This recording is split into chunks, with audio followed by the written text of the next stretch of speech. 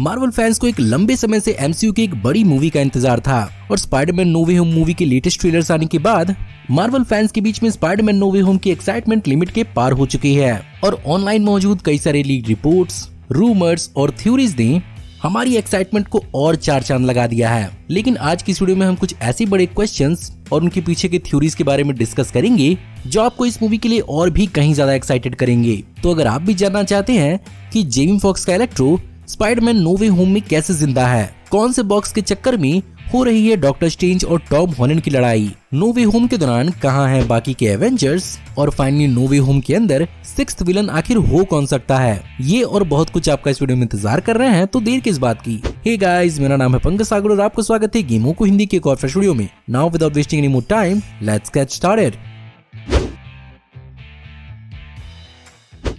Doctor strange Marvel cinematic universe के sorcerer supreme है और डॉक्टर स्ट्रेंज से इतना बड़ा ब्लंडर हो जाए ये बात थोड़ी हजम नहीं हो रही है। अब चलो ब्लंडर हो गया तो हो गया, लेकिन यहाँ सवाल ये उठता है कि डॉक्टर स्ट्रेंज को पीटर पार्कर के अलावा नेड और एमजे जैसे नॉन मैजिशियन बच्चों से क्या मदद मिल सकती है जो उन्हें एवेंजर्स से नहीं मिल सकती है, और ऐसा कौन सा स्कूबी डू क्रैप है जिसे ये बच्चे ही ठीक कर सकते हैं। और इस पूरे के पूरे नो वे होम के इवेंट्स के दौरान एवेंजर्स कहाँ हैं? ऑफ कोर्स टेक्निकली इसे एक स्पाइडरवर्स मूवी ही माना जा रहा है, जिसके कारण ऑफ कोर्स पूरा का पूरा फोकस स्पाइडरमैन के ही ऊपर होने वाला है। लेकिन फिर भी सवाल ये उठता है कि मार्वल सिनेमैटिक यूनिवर्स तो कनेक्टेड है, तो आखिर बाकी के एवेंजर्स कहाँ हैं? तो उसका जवाब हो सकता है कि शायद ये मूवी एक अलग रियल्म या मल्टीवर्स में टेक प्लेस करे, या ये मूवी बेसिकली कुछ ही दिनों या घंटों की इवेंट्स हों। लेकिन फिर भी देखना यहाँ पर ये इंटरेस्टिंग होगा कि आखिर डॉक्टर स्ट्रेंज को इन बच्चों से क्या उम्मीद है।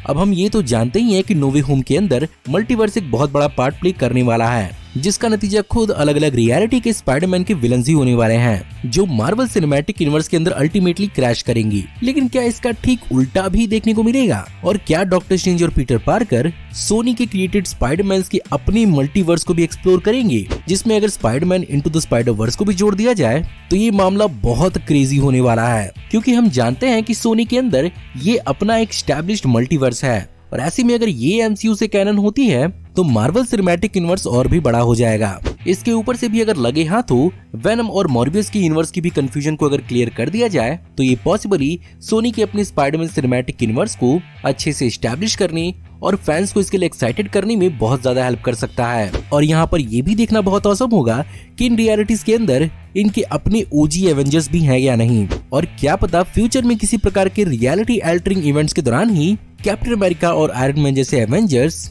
दोबारा एमसीयू का हिस्सा भी बन पाए।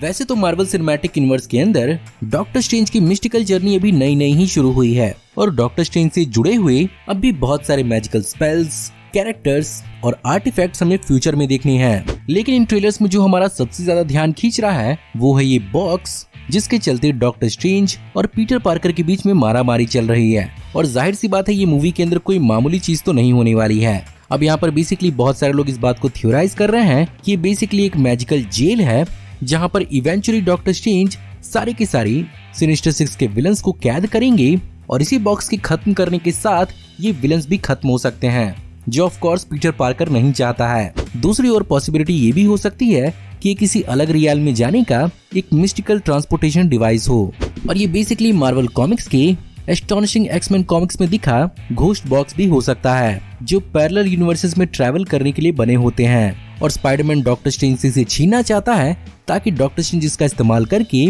उन विलन्स तक ना पहुंचे। वहीं पर कुछ थ्योरीज के हिसाब से ये बेसिकली एक टाइम ट्रेवलिंग डिवाइस भी हो सकता है जो टाइम स्टोन के एब्सेंस में डॉक्टर स्ट्रेंज यूज करना चाहते हों।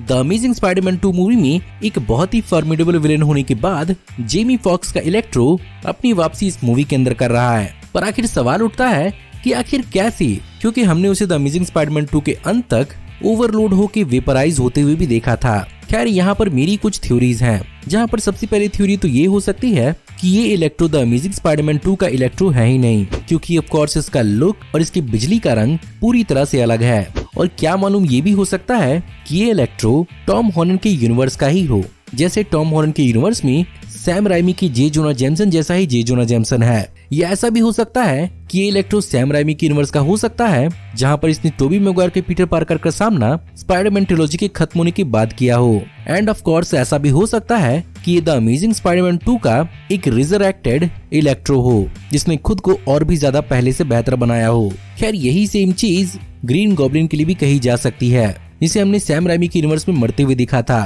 तो शायद यहाँ पर टाइम भी एक बहुत बड़ा खेल खेलेगी इन विलन्स को अपने यूनिवर्सेस से लाने में।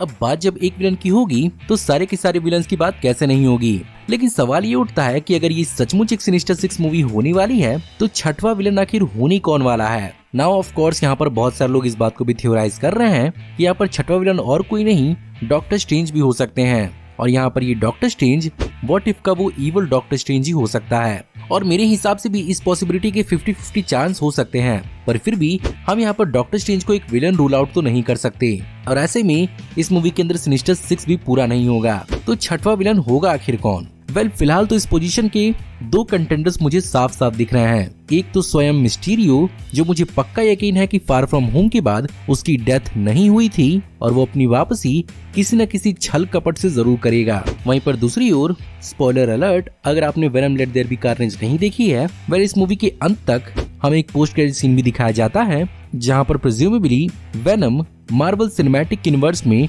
टेलीपोर्ट करता है एडी ब्रॉक के साथ, और पॉसिबली इस मूवी के अंदर वेनम का इंक्लूजन एक बहुत बड़ा सरप्राइज हो सकता है। और अगर आपको इस बात से यकीन नहीं हो रहा है तो शायद इस बात से यकीन हो जाए कि टॉम हार्डी ने कुछ दिनों पहले एक स्पाइडरमैन नो वे होम की बिहाइंड द सीन फोटो डाली थी, जहां पर उन्होंने इस मूवी का कैप भी पहना था, जो डिनोट करता है कि वो इस मूवी के प्रोडक्शन का हिस्सा भी थे, जिसके कारण उन्होंने इस फोटो को जल्दी से इंस्टाग्राम से डिलीट कर दिया।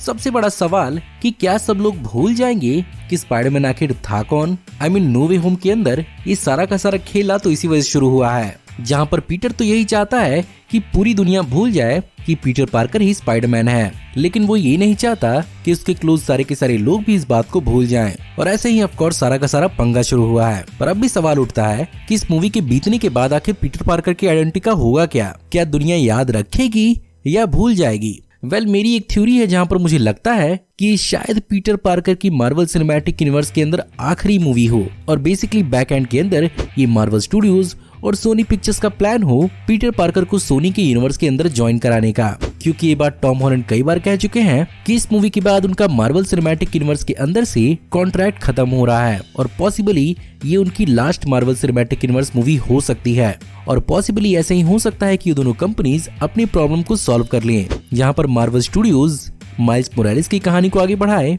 और सोनी पिक्चर्स के अंदर टॉम हॉलैंड का स्पाइडरमैन चला जाए। आई नो हम फैंस के लिए चीज हजम करना बहुत मुश्किल होगा, लेकिन कॉर्पोरेशंस ऐसे ही काम करती हैं और उनके बिना स्पाइडरमैन की कहानी आगे नहीं बढ़ सकती।